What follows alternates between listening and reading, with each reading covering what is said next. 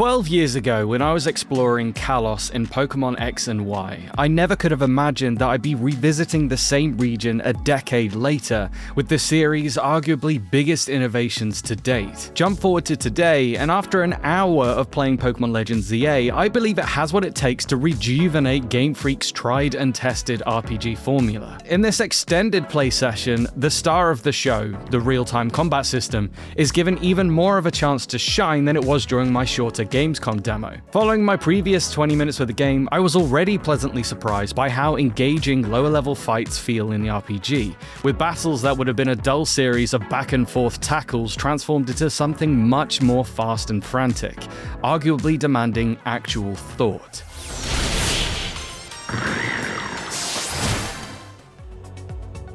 In this preview session, I'm clearly a bit further ahead into the RPG than before, with higher level Pokémon by my side who also boast a wider range of attacks. Here, I get a better sense of how different moves behave on the field in real time, and I'm immediately excited to see how deep this system goes. The MVP of my team is a Gyarados, whose waterfall attack crashes straight forward in a line, dealing devastating damage to anything unlucky enough to be in its way. At one point, a handful of rowdy Houndour discovered this the hard way, all being knocked out at the same time after being hit with a super effective move. Gyarados also has Whirlpool, a move I'd normally totally avoid using given that, historically, it's very weak, with its gimmick of stopping throws from switching out and doing chip damage for a number of turns generally being profoundly unhelpful when compared to stronger attacks. Here though, it's far more interesting, actually remaining on the field for a short duration and pulling Pokemon into its vortex if they get too close, giving you a safer way to reposition yourself if needed, especially if your other moves are still on cooldown. Other moves like Bulldoze attack in a wide area around the Pokemon, hitting anything close. Not every move is as notable as this. Some, like Ember, simply shoot towards their target,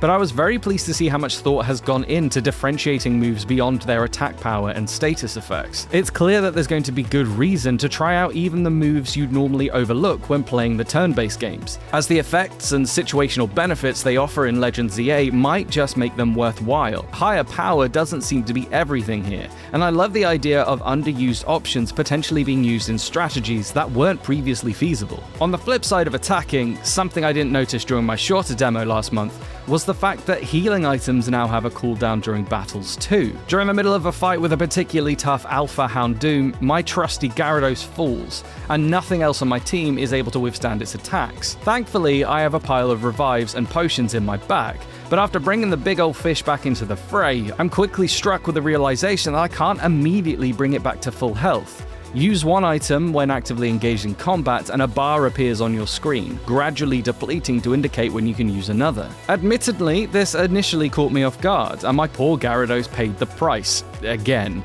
But it's a great way to balance what could have easily trivialized harder battles with constant item spamming. It's not too harsh, but if you walk into a fight under-leveled, you're not going to be able to keep your team healthy at all times. Considering those wild foes are aiming at your trainer too, you really want to be ready before taking on any huge threats. So far, there are no bigger threats than the rogue Mega Evolved Pokemon, boss fights which continue to be a huge highlight. In this session, I take on a rogue Mega Victreebel, and it appears that these big battles might bring different gimmicks to the table. The huge grass poison type spits out piles of toxic sludge, covering the field and forcing me to dodge between them as I dive out of the way of other incoming attacks, all while leading my own Pokemon away from them so they don't take damage. This definitely makes it a harder fight than the Mega Absol I took on at Gamescom, which was comparatively a much more standard battle, albeit still a fun challenge with its robust health bar and waves of attacks.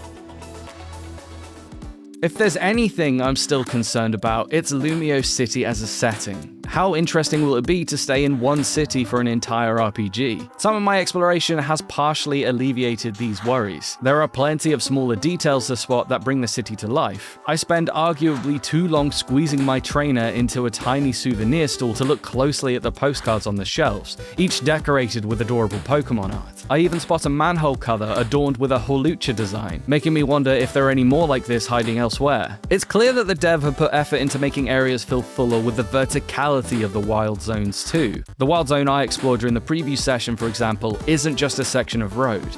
as I'm also able to drop down into a lower level near a body of water and climb up to the roofs of certain buildings to reach new locations. Doing so, I also encounter a particularly strong Alpha Pikachu. Although, this discovery also illustrates that the real-time combat shift hasn't necessarily made enemy AI smarter, as the electric mouse spends most of the entire battle using non-attacking moves when it could knock out most of my team in a single hit. Pacifist Pikachu aside, I also see some of this verticality in the second zone I explore, competing in the ZA Royale and fighting against trainers on the streets at night. In some places, I'm able to climb up some sort of scaffolding to look for items above ground, which keeps everything from being left scattered on the pavement. However, it's in this nighttime segment that I realize how similar a lot of the zone looks. It's difficult to navigate without relying on the map since there aren't many obvious landmarks to set things apart and know you're actually going somewhere new, something I worry could be a recurring issue. That's not to mention my concern over the overall map size, which I've been troubled by since the game was revealed.